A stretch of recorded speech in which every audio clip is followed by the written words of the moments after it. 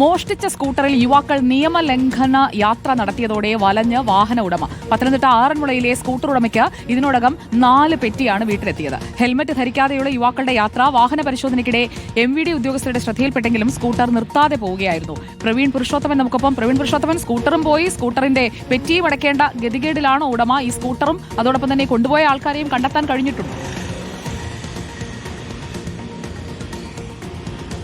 സുജയ, ആറന്മുള ഉത്രട്ടാതി ജലോത്സവത്തിന്റെ അന്ന് ആറന്മുളയിൽ നിന്നാണ് ഈ സ്കൂട്ടർ മോഷണം പോയത്. സ്കൂട്ടറിന്റെ നമ്പർ KL 03Y 4153. ഈ രജിസ്ട്രേഷൻ നമ്പറിലുള്ള സ്കൂട്ടറാണ് മോഷണം പോയത്.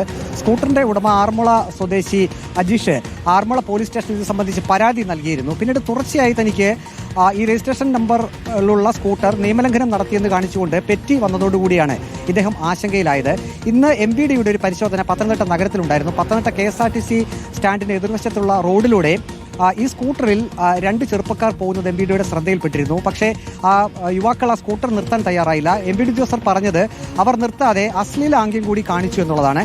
അങ്ങനെയാണ് MVDയുടെ ശ്രദ്ധയിൽ ആ വാഹനം പെട്ടത്. പിന്നീട് പത്തനംതിട്ട പോലീസ് സ്റ്റേഷനിലും വിവരം അറിയിച്ചു. അതിനുശേഷം, അതായത് രാവിലെ MVDയുടെ കയ്യിൽ നിന്നും ഈ സ്കൂട്ടർ യാത്രക്കാർ കബളിപ്പിച്ച് പോയതിനു ശേഷവും നഗരത്തിൽ കൂടി ഈ സ്കൂട്ടർ യാത്രക്കാർ ഇതേ സ്കൂട്ടറിൽ സഞ്ചരിച്ചിരുന്നു. അങ്ങനെ വീണ്ടും ഹെൽമറ്റ് ധരിക്കാത്തതിന് ആ പെറ്റി, ആ പിഴത്തുക അടയ്ക്കണമെന്ന് ആവശ്യപ്പെട്ടുകൊണ്ടുള്ള പെറ്റി അത് ഈ ഉടമയായിട്ടുള്ള ആറന്മുള സ്വദേശിക്ക് വരികയും ചെയ്തിട്ടുണ്ട്. ഏതായാലും പോലീസ് ഇപ്പോഴും അന്വേഷണത്തിലാണ്. ഇത് ആരാണ് ഈ ചെറുപ്പക്കാർ എന്ന് കണ്ടെത്താൻ കഴിഞ്ഞിട്ടില്ല.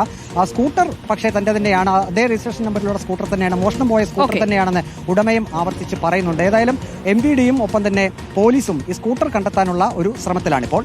സുജയ, ശരി, വിവരങ്ങൾ നൽകിയത് പ്രവീൺ പുരുഷോത്തമനാണ്. സ്കൂട്ടറും പോയി, പെറ്റിയും കിട്ടി. എന്തൊരു കഷ്ടമാണല്ലേ ആ മനുഷ്യന്റെ കാര്യം. ആ സ്കൂട്ടർ തിരിച്ചു കിട്ടട്ടെ എന്ന് നമുക്ക് ആഗ്രഹിക്കാം. അപ്പോൾ നമുക്ക് പ്രാദേശിക വാർത്താവിശേഷങ്ങളിലേക്ക് കിടക്കാം. നോക്കാം ലോക്കൽ ഫോക്കസ്.